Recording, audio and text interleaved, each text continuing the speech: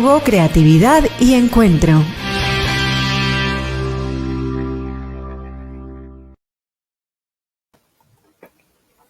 Muy buenos días para todos, bienvenidos al Puente, un espacio de diálogo, encuentro y creatividad de Uniminuto Radio. Le damos una cordial bienvenida a quienes nos sintonizan en los 14:30 m o a través de www.uniminutoradio.edu.co. Invitamos a todos a que nos sigan a través de nuestras redes sociales, Marfil Educación Filosófica. La dirección de este programa está a cargo del espacio del proyecto Marfil. Y afortunadamente el día de hoy, como todas nuestras emisiones, nos acompaña en el Control Master Edwin Álvarez Donato. Y quien les habla, Alejandro Montaño. También tenemos una invitada recurrente a nuestro programa, que es Alejandra Herrero. Alejandra, muy buenos días al Puente. Qué placer de nuevo tenerte acá en la mesa de trabajo, que nos acompañes y para dialogar muchos temas supremamente interesantes que hoy tenemos un invitado que nos viene a contar un poco de su experiencia sobre la educación, la filosofía, las infancias. ¿Cómo estás, Alejandra? Hola, muy buenos días a todos los que nos están sintonizando. Buenos días, Alejandro. Pues muy bien, aquí muy contenta hoy de poder recibir a este, bueno, pues amigo, ya conocido, que nos hemos ido encontrando en distintos lugares del mundo, como muchos de los invitados que están en este espacio dialogando con nosotros. Y pues el tema que hoy un poco nos vamos a tratar, el tema sobre el cual vamos a estar dialogando, es la filosofía en la escuela y la escuela en la filosofía, ¿no? Un poco este binomio de la escuela, educación, filosofía. Y pues tenemos a este invitado, a Iñaki Andrés, que queremos darle una cordial bienvenida. Buenos días. Hola, buenos días, Alejandra y Alejandro. Buenos días, ¿cómo están? Muy buenos días, Iñaki. Un placer tenerte acá en la mesa de trabajo del Puente. Y pues esperamos que en este espacio que tengamos sea un diálogo productivo para conocernos un poco, para conocer las propuestas frente a esa relación entre filosofía y educación, escuela precisamente.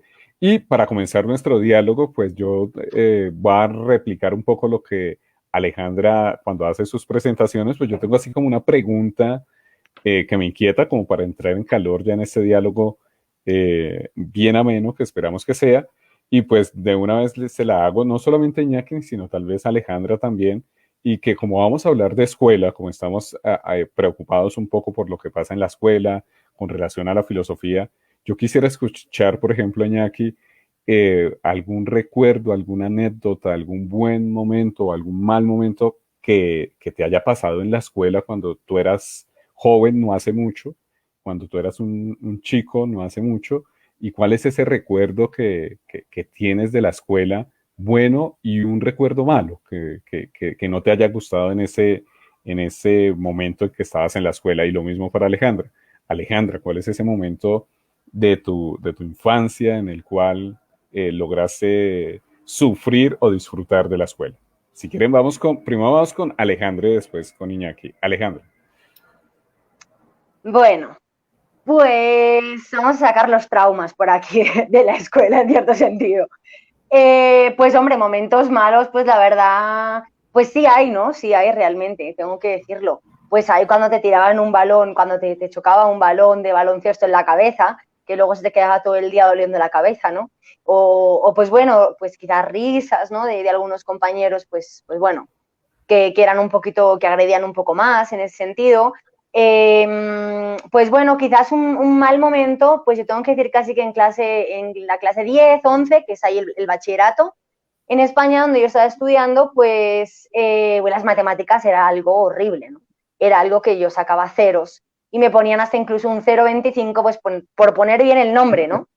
Eso es lo que me decía todo el rato el profesor, y no, ahí era una agresión constante de que si no estaba escuchando, de que se miraba por la ventana, y yo me quería morir en esas clases de matemáticas porque eran inaguantables. Y una cosa buena, pues mi profesor de historia del arte. A él le recuerdo, bueno, él nos daba historia y también historia del arte, que era una asignatura optativa, y pues realmente gracias a él pues estudié historia del arte, ¿no? Éramos un grupito muy pequeño en el último año del bachillerato, antes de entrar a la universidad, éramos como 5 únicamente en esa clase. Entonces era un espacio de medio terapéutico en el que contábamos también nuestros problemas, con otros profesores, con otros alumnos, y realmente fue un espacio de mucho acogimiento, de mucha invitación a dialogar. Fue un profesor que, bueno, pues le tengo que dar las gracias por eso, y hasta incluso pues también en la graduación hice ahí un pequeño speech, unas pequeñas palabras hacia ese profesor, y pues realmente yo creo que si él no hubiera pasado pues bueno, por el colegio y por mi vida en ese momento, pues probablemente no hubiera estudiado historia del arte, ¿no? Y pues me abrió totalmente una perspectiva hacia esa disciplina. Eso muy bien, Andrés, Alejandra. cuéntanos. Mira, yo tengo una buena experiencia de la escuela. Estuve, y la principal, o la que me viene a la cabeza mucho, es que yo vivía cerca de los Salesianos en Zaragoza y pasaba muchas horas allí, muchas más de las horas escolares, porque íbamos al mediodía, nos quedábamos a jugar en el patio, antes de entrar a las 3 íbamos media hora antes para seguir jugando, siempre habría alguien, alguno de los profesores de los salesianos estaba por allí pues paseando, estando con los chicos. Y entonces la experiencia de que casi era como una institución global. Yo me pasaba muchísimas horas en la escuela y lo pasábamos bien. Estudiábamos, pero además también jugábamos mucho en el patio, fuera del patio, antes, después de clase, y siempre con alguien cerca, siempre con alguien que podíamos hablar, que podíamos... Nosotros íbamos a lo nuestro, pero siempre había alguien que estaba por nosotros, ¿no? A mí esa experiencia, la verdad es que después la recuerdo con mucho agrado y creo que es una de las claves, y después hablaré de esto, una de las claves de la escuela como lugar de confianza. Experiencias malas no tengo apenas, tengo muy pocas y creo que no vale la pena de consignarlas. Listo. Y una pregunta así que me surge así antes de continuar con el diálogo ya. Y como maestro de escuela, esa experiencia, Iñaki, ¿cómo fue? Pues ha sido parecida. La experiencia como maestro, la verdad es que yo he tenido, bueno, me he sentido muy querido, me he sentido, quizá de las cosas que más me gustaban es cuando venían niños y niñas que habían salido de la escuela y venían al cabo del tiempo y venían a ver a 2 o 3 personas, ¿no? A otras personas y a mí, ¿no? Y a mí eso pues me gustaba, me sentía que, bueno, pues que algo había quedado y que se transmitía por la relación, ¿no? Después no sabes qué cosas han aprendido o no, pero mayoritariamente la gente que me voy encontrando después tienen un recuerdo bueno y eso pues la verdad es que me alegra. Listo, muy bien. ¿Por qué estas preguntas? Pues obviamente uno de los ejes centrales del diálogo del día de hoy acá en el puente es la escuela precisamente. Y una de las primeras preguntas que quisiéramos compartir con nuestro invitado del día de hoy tiene mucha relación que ver con eso. Iñaki, desde esa posición personal, desde tu perspectiva, ¿cuál es el papel de la escuela en el mundo de hoy? Mira, para mí la escuela tiene 2 papeles fundamentales, así a bote pronto. Una es esto que decía de ser un lugar de confianza. Igual que la familia, es un lugar de confianza, es un lugar donde tú te sientes a gusto, en casa, ¿no? Dices, yo estoy aquí sin sufrir, o sea, estoy aquí porque es mi sitio. Entonces la escuela yo creo que tiene que serlo también, o sea, o que es bueno que lo sea, en un sentido muy global, de confianza porque aprendes y eso te hace superarte. O sea, los niños y niñas cuando aprenden cosas se sienten mejor. Un lugar de confianza porque se relacionan con otros niños que están a gusto, con sus amigos, con sus amigas, etcétera, ¿no? Y un lugar de confianza también por, digamos, por el otro papel que tiene la escuela, que tiene, yo creo que tiene que ser un lugar de iluminación. Iluminación en el sentido de abrir ventanas al mundo y enseñarnos cómo son las cosas o ayudarnos a descubrir cómo son las cosas. Entonces, este sentimiento de confianza y el sentimiento de una cierta clarividencia, de cada vez ir viendo un poco más, o sea, de ir aprendiendo, yo creo que es bueno, que son puntos importantes en el papel de la escuela. Muy interesante esto que nos cuentas, Iñaki, y ahora pensando, veníamos hablando de que íbamos a tratar un poco pues temas de escuela, temas de filosofía, dentro de esta escuela como este rol de lugar de confianza, que pues bueno, las comunidades de diálogo, que aquí también trabajamos en este espacio de Marfil, ¿no? También quieren conseguir eso, tienen esa intención, ¿no? De crear lugares seguros lugares de confianza, ¿no? Lugares de respeto, y pues ir pues quizás aclarando un poco el pensamiento, ¿no? O viendo distintas perspectivas, ir viendo, mirando nuevos aprendizajes en este espacio de la escuela. Pensando esto en relación con la filosofía, ¿no? ¿Qué papel para ti crees que juega la filosofía en la escuela, ¿no? ¿Qué papel juega dentro de la escuela y qué papel juega fuera de la escuela la filosofía? Uh-huh. Yo creo que siguiendo esta línea, ¿no? O sea, yo creo que la filosofía lo que nos permite es hacer filosofía, no saber ciertas cosas de filósofos y de la filosofía y de ciertos conocimientos que están bien, pero que no son lo general que aspiramos. Pero hacer filosofía nos permite ver mejor. Nos permite ver mejor y nos permite descubrir caminos de conocimientos. A la filosofía lo que nos permite es pensar, lo que nos permite es compartir con otros miradas. Ostras, no me había fijado en eso. Nunca se me había ocurrido pensarlo. A mí esta frase que dicen los niños muchas veces en las sesiones de filosofía para niños me parece fantástica, ¿no?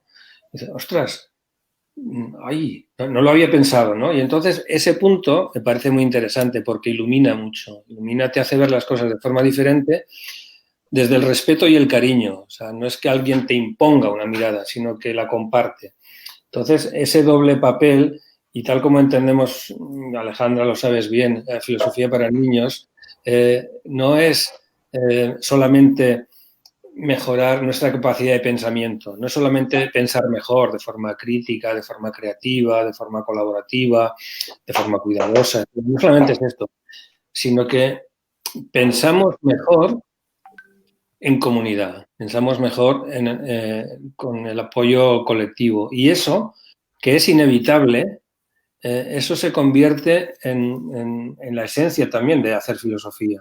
Es decir, no puede ir separado. Yo no puedo hacer filosofía yo solo, yo no puedo descubrir el mundo yo solo, sino que lo descubro con otros, y si lo descubro desde el respeto, desde la confianza, desde la ayuda que me dan los otros y la ayuda que yo doy a los otros, eso hace una forma de vida que es tan importante o más. Y ahora voy a decir una cosa y acabo. Voy a decir una cosa que será discutible. Se puede vivir sin pensar. Pensar no es necesario. La comunidad es necesaria, es imprescindible. No se puede vivir sin comunidad. Hay personas que por lo que sea, por determinados temas, no piensan más, piensan menos, o piensan muy poco, o están enfermas, o tienen una situación la que sea. Podemos vivir sin pensar o pensando poco. No podemos vivir sin comunidad. Entonces, estas dos cosas juntas yo creo que dan una dimensión humana muy potente. Sí, pues sobre todo eso de la relación entre este pensar y de la filosofía, ¿no? De que la filosofía nos permite, nos ayuda a desarrollar un buen pensamiento, a desarrollar este bien pensar del que tanto se habla también en filosofía para niños. Y pues Iñaki, tú que como maestro pues también has tenido la experiencia de hacer comunidades de diálogo y de estar dentro del mundo de filosofía para niños, pues también vinculado con el grupo IREF en Barcelona, en Cataluña. ¿Cuál es la diferencia o qué dirías que son, pues bueno, qué diferencias hay entre hacer filosofía para niños, comunidad del aula, es decir, donde a lo mejor hay un currículum que hay que seguir un poco y a veces se hace un poco más complicado, y qué experiencia has tenido de hacer filosofía para niños fuera del aula, fuera de la escuela, en otros ambientes no formales? Sí, precisamente una de las experiencias más recientes fue el año pasado en Bogotá y en Suba, ¿no?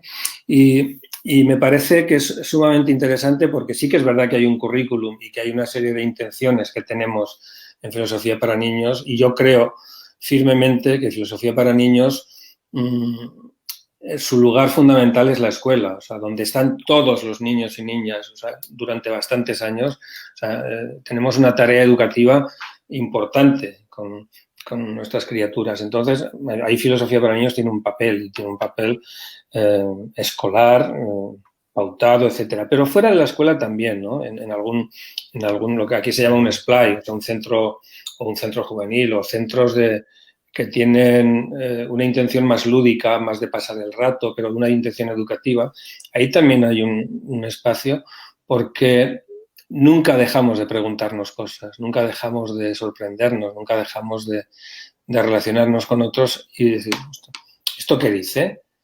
¿Estoy de acuerdo? ¿No estoy de acuerdo? ¿Me ayuda? ¿O realmente no sé, tenemos ganas de, a veces hasta de discutir, ¿no?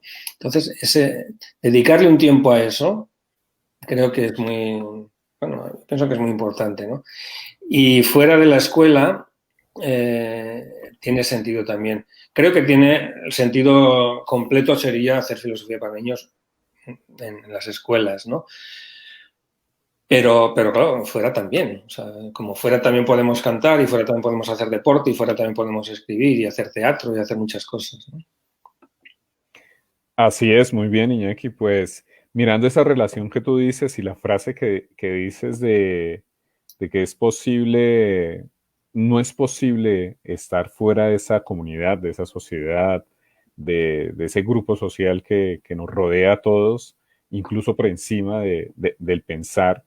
Y dentro de esas dinámicas que se presentan, lo que nosotros denominamos o conocemos como filosofía para niños, con todo el pensamiento multidimensional que plantea, por ejemplo, Littman, desde lo creativo, desde lo creativo, lo crítico y lo cuidante, pues evidentemente hay diferentes procesos que se establecen no solamente dentro de la escuela, ya estás hablando un poco de lo que queremos tocar a continuación, que no es solamente desde la escuela cómo se generan esos proyectos o esos propósitos o esos objetivos de filosofía para niños dentro de un escenario que es el marco de la escuela, sino cómo potencializar eso.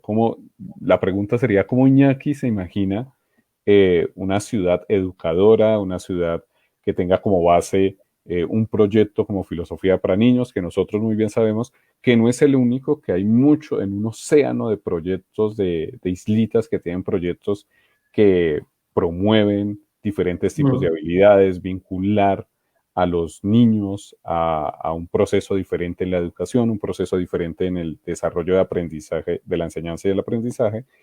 Nosotros nos hemos, digámoslo así, comprometido, casado con algo que se llama filosofía para niños.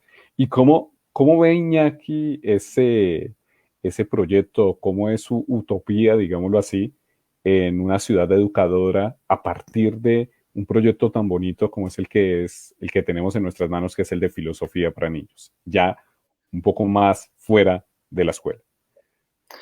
Mira, yo creo que hay una idea de la ciudad y los niños que se puede mejorar.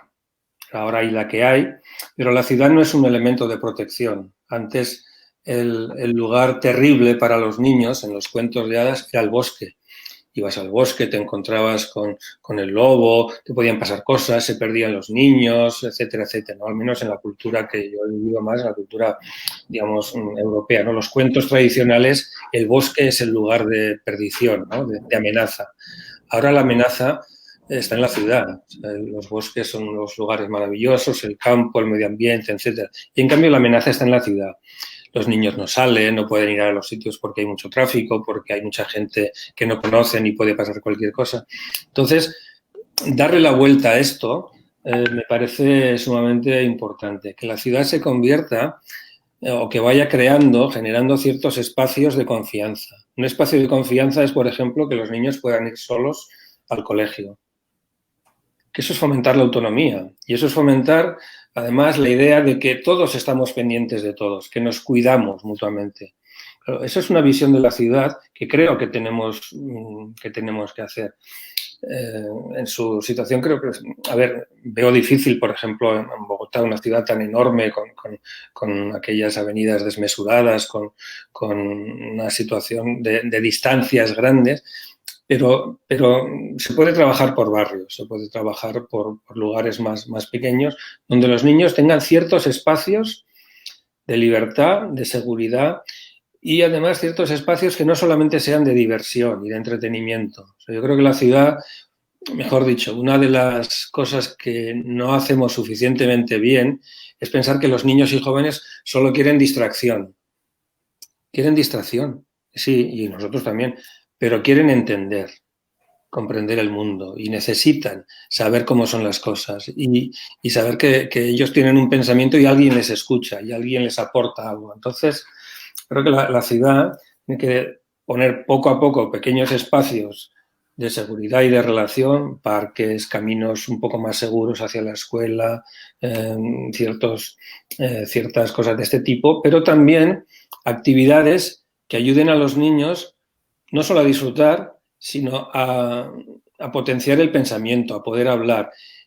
Por una tercera cosa, que sería que los niños se sientan escuchados. Es decir, nosotros tenemos algo que decir. O sea, dar la palabra a los niños de alguna manera en actividades artísticas, en actividades lúdicas, en actividades deportivas, etcétera, etcétera. Yo creo que eso es una dimensión importante. Y muchas veces se organizan cosas para los niños, pero sin los niños, ¿no? Los niños se convierten en meros actores de una cosa, pero no actores a un nivel profundo, sino actores de comparsa, ¿no? O sea, se hace una carrera, se hace una actividad de teatro de títeres para niños, etc. Eso está bien, pero que haya también espacios de relación, espacios de palabra, ¿no? A mí eso me parece que los niños y niñas lo necesitan mucho. Y les voy a contar una cosa que tiene quizá poco que ver con esto, y es la experiencia de... Yo estuve muchos años, 7 años trabajando de educador de calle en un barrio más o menos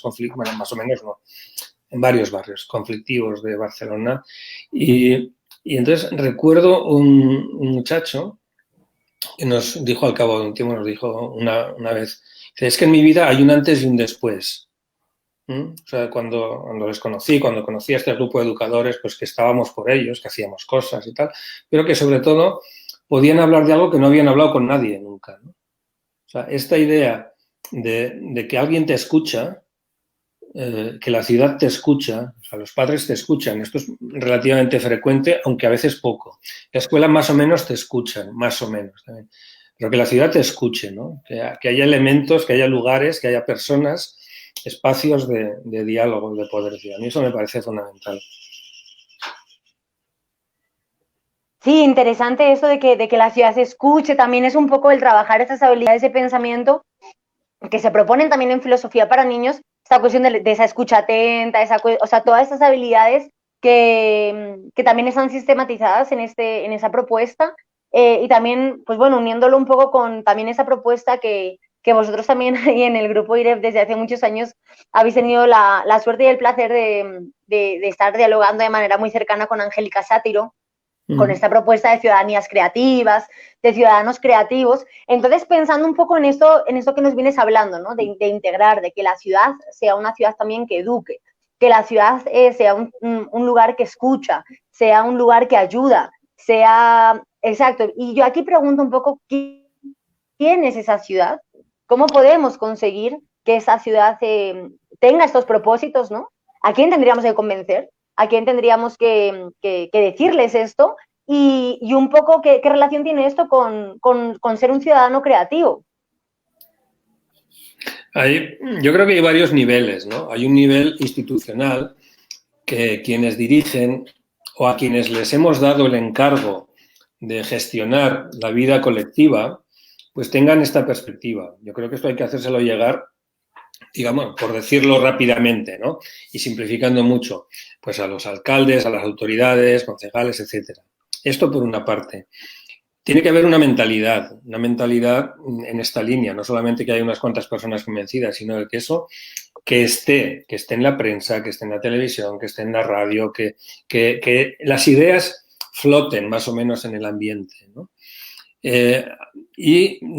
Por supuesto, pues todos los espacios lúdicos, recreativos, los espacios de atención a la infancia más allá de la escuela, todo eso que gestionan a veces instituciones públicas o a veces personas privadas, pues todo esto es otro nivel de trabajo. Y la ciudad es un ente muy abstracto, de alguna manera son muchas cosas y parece algo como muy distante. Pero nuestra obligación o nuestro compromiso sería intentar que la ciudad se concrete en algo para los niños y niñas.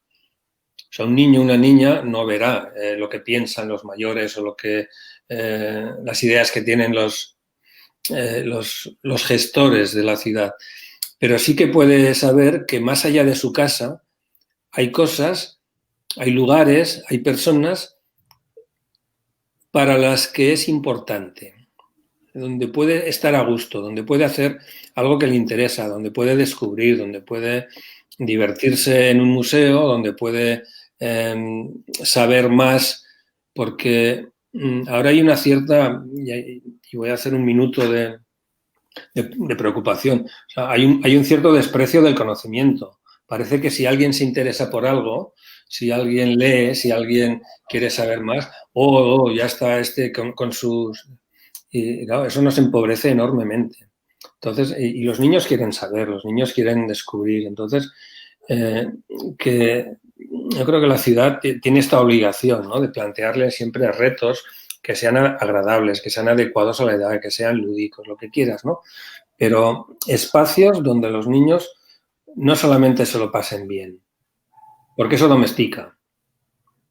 Eso te lleva pues a un bienestar aparente que no te hace crecer, ¿no? Sino espacios donde te lo puedes pasar bien, pero convives con otras personas, hay confianza, descubres, aprendes, etcétera. Yo creo que eso son niveles distintos, pero el niño tiene que sentirse que en algún momento se conecta con algo. Y habrá muchas posibilidades. A uno le gustará nadar, a otro le gustará pintar, a otro le gustará hacer teatro, a otro le gustará ir de excursión. Pero bueno, yo creo que podemos contribuir todas y todos a crear una mentalidad que trabaje de una forma colectiva, unificada en esta dirección.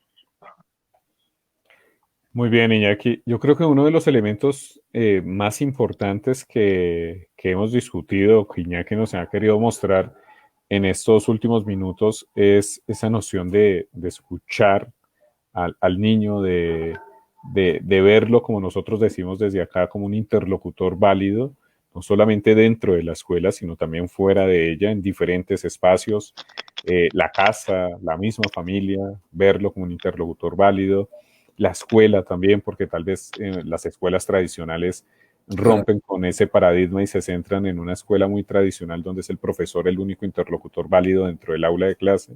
Y obviamente la ciudad, ¿sí? Y como lo decías tú, es un elemento supremamente importante porque al parecer eso nos lleva a pensar en una ciudad que está hecha para adultos o adultos pensando la ciudad para niños. Es como un adultocentrismo ahí escondido, en donde en la escuela, me parece a mí supremamente curioso que en la escuela pase eso, que la escuela es un proceso de enseñanza y aprendizaje donde gran porcentaje de escenarios lo toma el niño, y tal vez los maestros no se preocupan por preguntarle al niño qué es lo que opina de la escuela o qué quiere de la escuela o qué está esperando de la escuela. Eso deja muchas preguntas abiertas que tal vez se pueden responder desde diferentes proyectos, diferentes escenarios, y uno de ellos es en el que tú participas. Nos cuentas un poco de tu formación en la maestría en filosofía para niños y en un proyecto que has participado y que llevas participando un tiempo, que es este proyecto de filosofía 318, ¿sí? Y tal vez acá a nosotros no solamente nos escucha profesores o compañeros que están vinculados a este proyecto de filosofía para niños desde Bogotá, desde Marfil, con el profesor Víctor y el profesor Simón, sino que también nos escuchan muchos jóvenes a nivel latinoamericano, a nivel Colombia, obviamente, muchos educadores que están como hasta ahora ingresando o quieren saber qué es esto de filosofía para niños. Y tal vez sería muy bueno que nos contaras un poco en esa relación de romper ese adultocentrismo en diferentes espacios que nosotros tenemos, como un proyecto como en el que tú perteneces, como Filosofía 318, puede ayudar. ¿Qué es Filosofía 318, Iñaki? Y cuéntanos un poco de tu experiencia. Sí, antes de... bueno, quiero decir una cosa que también puede ser discutible, ¿no? Pero luego la voy a matizar. Los niños no son el centro. O sea, los niños no son la salvación. Los niños por sí mismos no van a traer nada que no aprendan en la relación con los adultos. Es decir, el tema no es que los niños cambiarán el mundo, los niños solucionarán el cambio climático, los niños harán un mundo mejor y tal. Eso no es verdad. Eso es una fantasía, eso es pensamiento mágico. O sea, porque los niños no son nada más que lo que aprenden. O sea, cuando un niño nace puede estar en una dirección o en otra. Entonces, lo importante para mí, y lo que creo importante de filosofía para niños, y digo que la frase es discutible porque tendemos a decir que el niño es el centro de la educación. Y yo ahora voy a decir que no, el niño no es el centro de la educación. El centro de la educación es la relación que establecemos, el tipo de relaciones que establecemos los adultos y los niños entre sí. Porque según cómo sea esta relación, una relación de confianza, una relación de respeto, una relación abierta, una relación, pues será la persona que se va formando. La persona que se va formando y los maestros que vamos cambiando.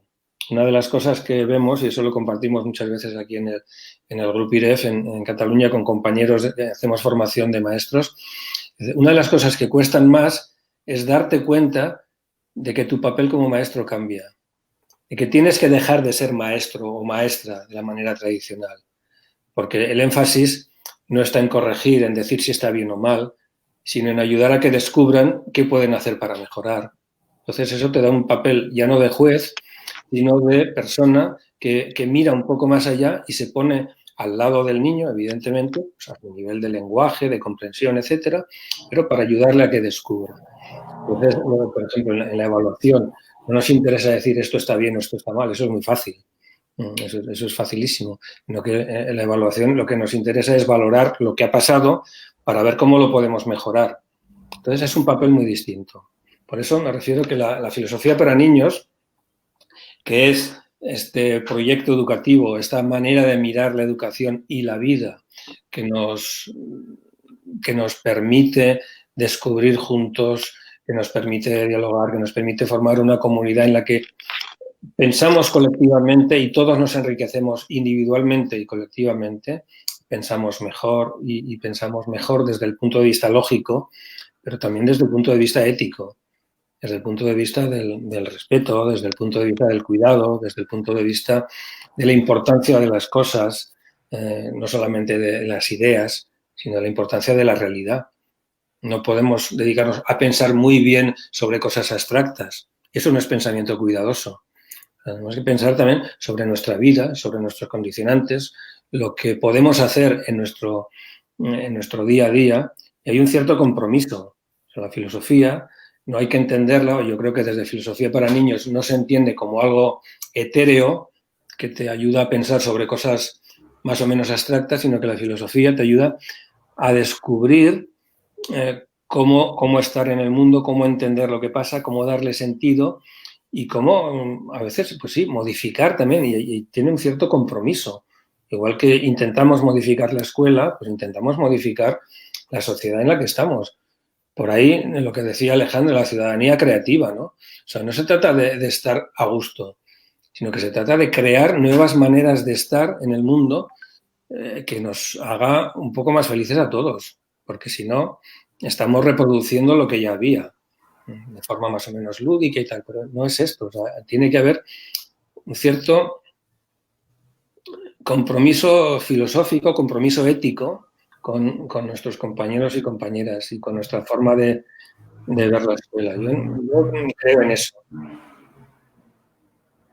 Sí, realmente aquí pues bueno, para el proyecto Marfil, porque pues probablemente nos estén sintonizando, a lo mejor nos estén escuchando algunos estudiantes del diplomado que hay en Filosofía para Niños, que ofrece la Universidad Uniminuto, también a lo mejor otras personas que como decíamos, pues están aquí involucradas en estos contextos de Filosofía para Niños, y si nos interesa que pues quizás para esos estudiantes nos puedas aclarar un poco qué propone realmente la propuesta o el proyecto de 318 en Cataluña, a diferencia, por ejemplo, pues de otras propuestas, de otros proyectos, como puede ser, pues, por ejemplo, Marfil, que estamos un poco más relacionados con el tema de marginalidad, de población vulnerable, de comunidades de diálogo en un contexto o en un ámbito no formal, ¿sí? O quizás, por ejemplo, pues en el Centro de Filosofía para Niños en Madrid, de España, pues quizás trabajan desde un ámbito más formal, más dentro del aula, ¿sí? Pues bueno, que ya sea en México también hay otros paradigmas y hay otros puntos desde los cuales trabajan muchas personas que también han estado aquí como invitados en el puente. Entonces, si nos puedes aclarar un poco en qué consiste y qué es lo especial, qué es lo que hace que se diferencie de otros proyectos este proyecto de 318. Bueno, yo no sé si se diferencia y tal, pero hay una cosa que me gusta mucho de lo que hacemos aquí en Cataluña, que puede ser muy parecido, evidentemente, a lo que se hace en muchos otros lugares, ¿no?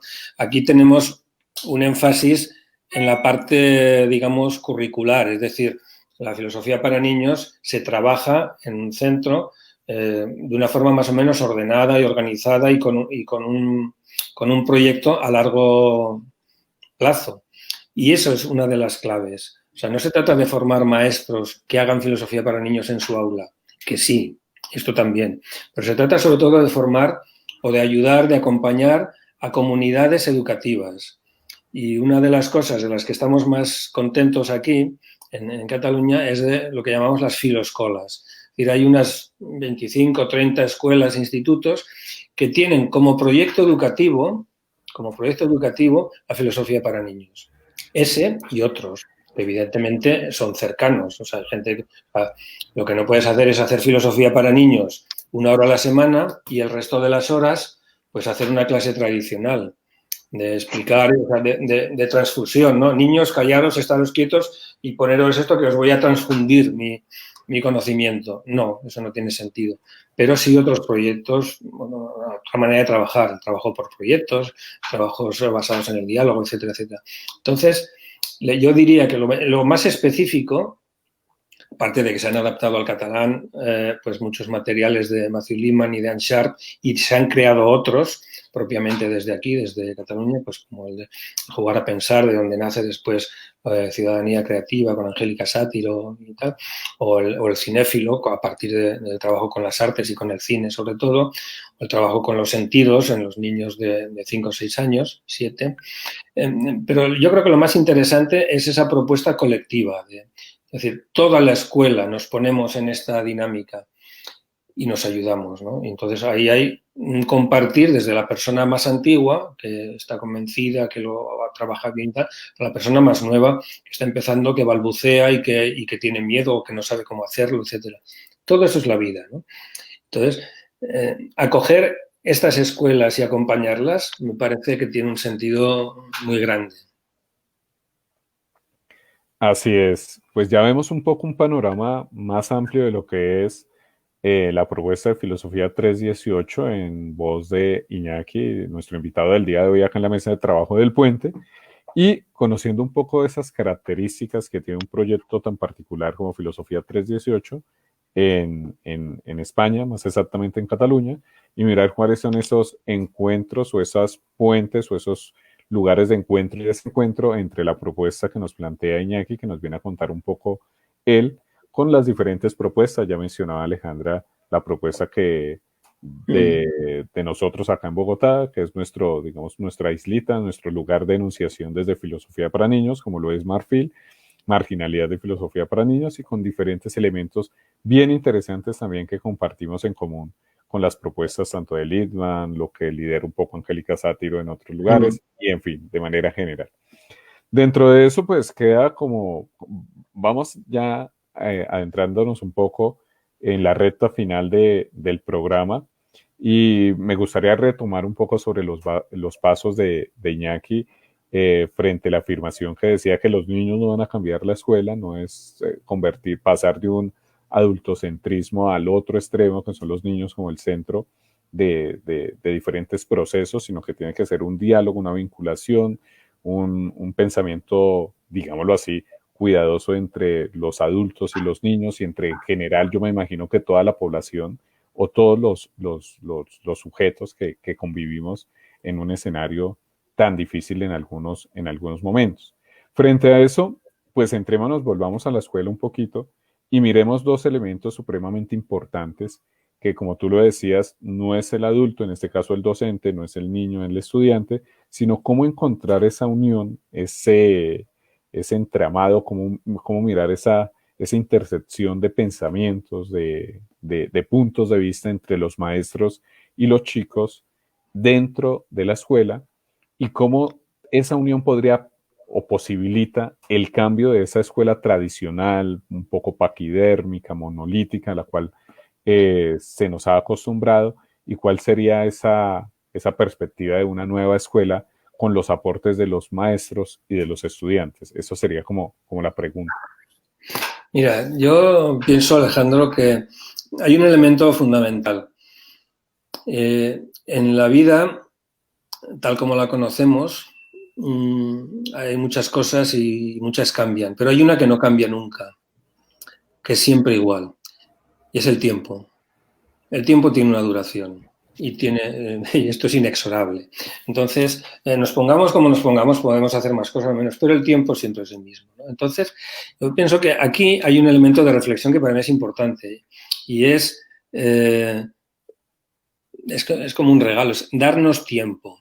Es decir, en la escuela una de las cosas que nos pasa a los maestros es que necesitamos programarlo todo porque si no eres un mal profesional. Tienes que tener previsto qué quieres hacer, cuánto te va a ocupar, la metodología, la temporalización, etcétera, etcétera, ¿no?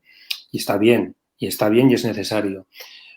Pero también tenemos que tener en cuenta que pasan cosas y una de las cosas que pasan es lo imprevisto y es la admiración y es lo que los temas que no sabemos que le preocupan a ciertos niños de la clase, a lo mejor sí que les preocupan y les preocupan a otros. Hay que tener un tiempo para eso. O sea, el espacio de filosofía para niños, y cuando digo espacio quiero decir tiempo, el tiempo de filosofía para niños es un tiempo que te permite no solamente trabajar un currículum y desarrollar unas habilidades de pensamiento a través de unas lecturas, de un diálogo filosófico, de unos ejercicios, de unos planes de diálogo, etcétera, etcétera, sino que también es un tiempo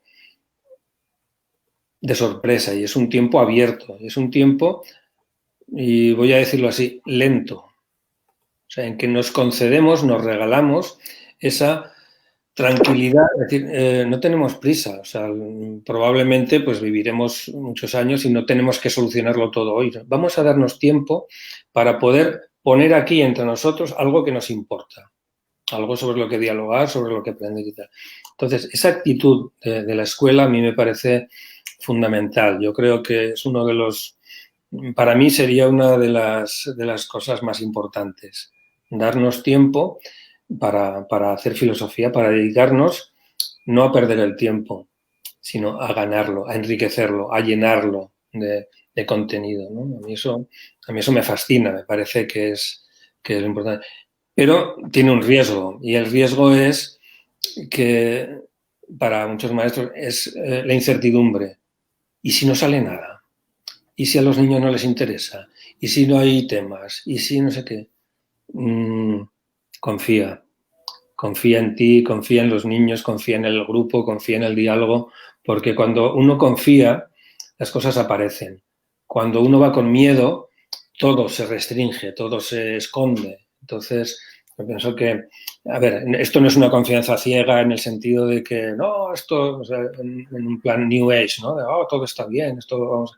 No, o sea, hay un trabajo, hay una formación, hacen falta años y horas y meses de formación para todo esto, pero yo creo que cuando en la escuela tenemos esta perspectiva de que vamos a dedicarle una hora a la semana, lo que sea, sabiendo que no todo lo que va a pasar ahí, es más, o casi nada de lo que va a pasar ahí, lo tenemos previsto.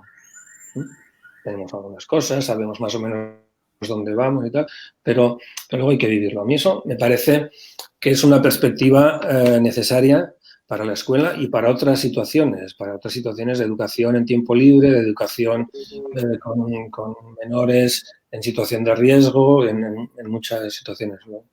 Creo que esto no cambia. Pueden cambiar los materiales, la metodología de la sesión, pueden cambiar una serie de cosas. Yo estaba en sesiones ahí en Bogotá muy distintas de las que hacíamos aquí en la escuela y pensaba, esto es filosofía para niños en estado puro. Me pareció una maravilla porque estábamos haciendo lo mismo, haciendo actividades diferentes, pero la manera de estar con el grupo y la manera en la que el grupo se implicaba es que es esto. ¿Qué es esto lo que estamos haciendo con Simón, con Víctor y tal? Pues a mí me pareció fantástico, ¿no? Eso. De hecho, justamente, pues bueno, has dicho en este último momento cosas muy interesantes también, ¿no? Porque, pues bueno, justamente hablar de esta cuestión de los tiempos, ¿no? De la cronología del tiempo, ¿no? De que hay tiempos, pues, que tienen una duración, Mm. también de que pues viven las propias comunidades de tiempo, filosofía e infancia.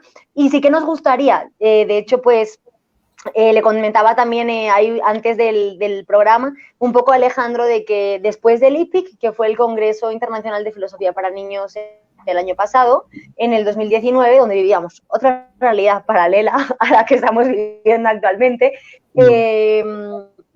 bueno, pues ahí estuviste también, creo que con Simón, con Víctor, y también estuve yendo yo algunos días y con otros participantes también a esta fundación, una fundación en la que, pues bueno, es aliada de Marfil y en la que van practicantes y en las que se realizan también pues comunidades de diálogo, que está en Suba, Lisboa, se llama Tomar un niño de la mano y pues siempre ha sido una colaboración muy interesante con ellos y pues me gustaría si tú pudieras quizás pues contarnos un poco cómo ha sido, cómo fue esa experiencia ahí, qué hicisteis allá, que, bueno, sí que nos cuentes un poco esa experiencia. Sí, ahí nos conocimos, Alejandra. Ya que, sí. Y no, a mí me pareció, como digo, me pareció muy interesante porque siendo planteamientos distintos, el planteamiento escolar en el que yo he vivido casi siempre, o al menos en los últimos 30 y algo de años, y el planteamiento de la educación en el tiempo libre, pues tenían muchos puntos en común. Y yo querría destacar, bueno, primero esto que he dicho de que las sesiones que se hacían, ese dedicarle un momento a la semana o dos a diferentes grupos a pensar sobre ciertas cosas, a plantear asuntos que nos interesan a todos, a reflexionar en común a partir de unas actividades, de unas dinámicas, etcétera. Eso me parece muy importante. Y no es algo que los niños pidan. Los niños no piden eso, porque no lo saben, porque no lo conocen. Cuando lo conocen, no solamente lo piden, sino que si se quita, pues bueno, no les gusta, porque ven que tiene un sentido. Entonces yo creo que en concreto en mi experiencia me pareció que había un elemento que era clave y es que el personal de la fundación, la gente, las personas que trabajaban allí, unas muchachas, bueno, de un compromiso y de una dedicación pues que me emocionaba, ¿no? Pues ya estaban en esta línea de atención, en esta línea de diálogo con los niños, intentando pues acercarse a su realidad con orden, o sea, no solamente todo está bien, sino, no, había una cierta, entre comillas, disciplina, organización. Ahora toca la merienda, ahora toca esto, ahora toca lo otro, ahora toca no sé qué.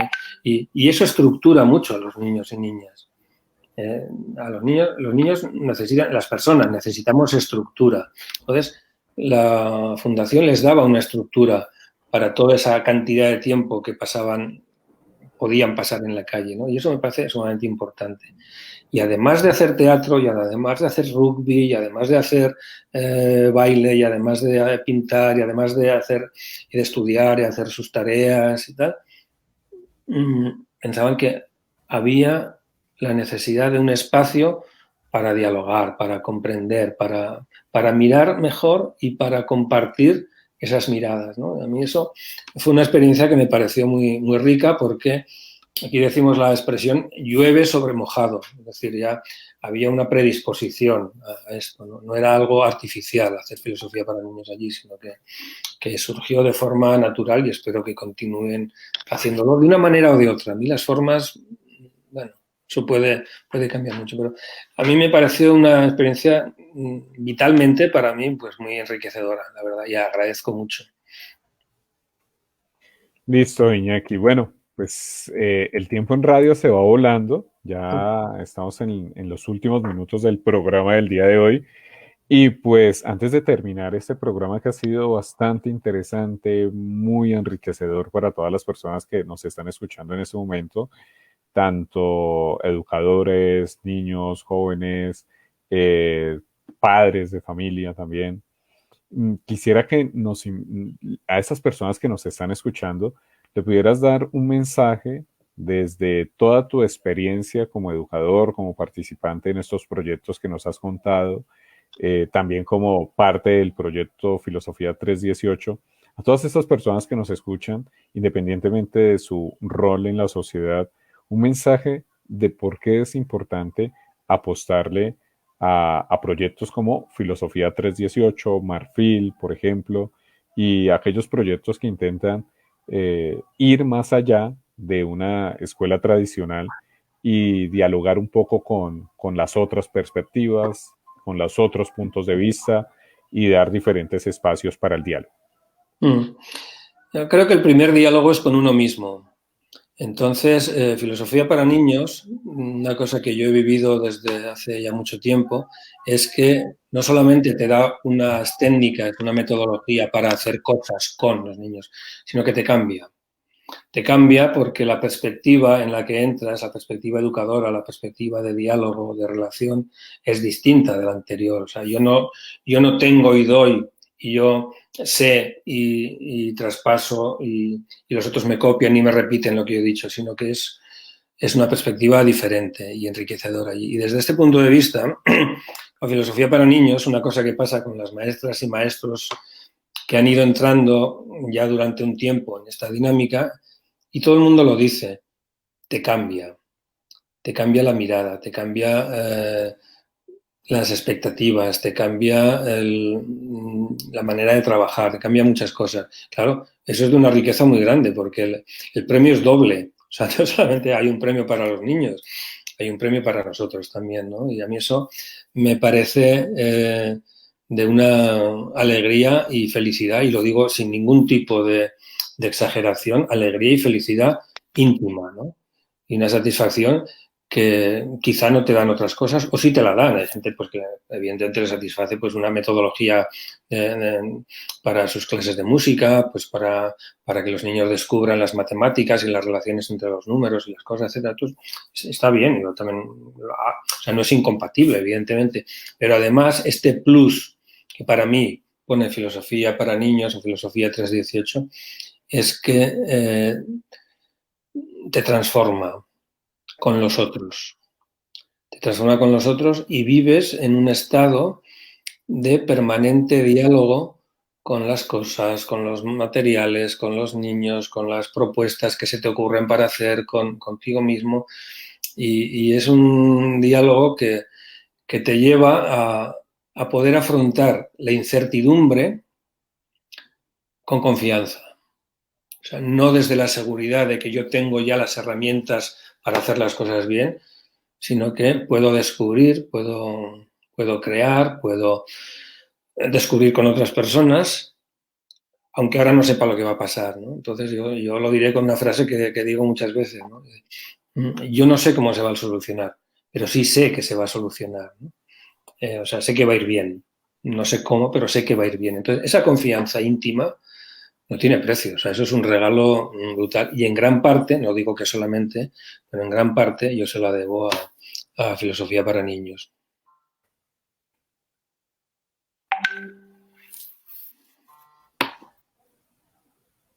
Listo, Aleja, tu turno. Bueno, creo que tenemos alguna interferencia con... También agradecerle a Alejandro Montaño y también a Edwin Álvarez Donato, que nos ha estado colaborando con apoyo técnico. Agradecerle a todas las personas que nos han estado sintonizando a través de los 14:30 AM o también a través de radio.uniminuto.edu, y pues nos vemos la semana que viene para seguir dialogando el día lunes en el espacio radial El Puente, y Alejandra Herrero les desea un feliz día. Muchas gracias, Alejandra. Que tengan buen día. Gracias, Edwin.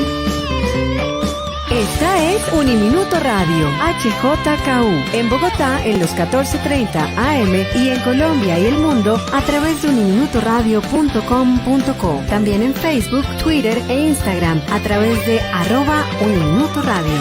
La radio universitaria está aquí.